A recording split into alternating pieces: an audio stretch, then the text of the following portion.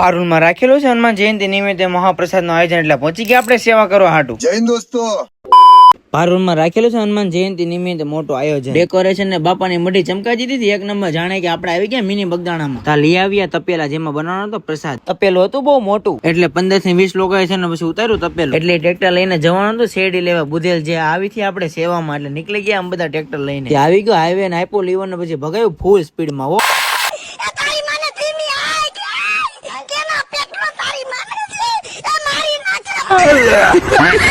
ત્યાં પહોંચી ગયા બુધે ચોકડી. જ્યાં આવેલા હતા 2-3 ટેમ્પા ભરીને શેરડી, એટલે ચડી ગયા બધા માથે. એમ કરતા કરતા બધા ટેમ્પા મને કાઢી લીધી. થોડી શેરડી ને ભરાઈ ગયો મોટો ટ્રેક્ટર. પછી તો તોડ્યો એક શેરડી નો સાંઠો. આપણે પાછો ચાખવો પડશે ને કેવો સારો છે કે નહીં. મસ્તી નો છે, મીઠો ને મધુર. ટ્રેક્ટર ભરાઈ ગયું એટલે એ નીકળી ગયા એના રસ્તે ને અમે નીકળી ગયા પારોલ ના રસ્તે. અમે ઉતરી ગયા મંત્રે છે, નીકળી ગયો ટ્રેક્ટર પારોલ માં. અમે નીકળી ગયા અમારી બાઈક લઈને ઘરે.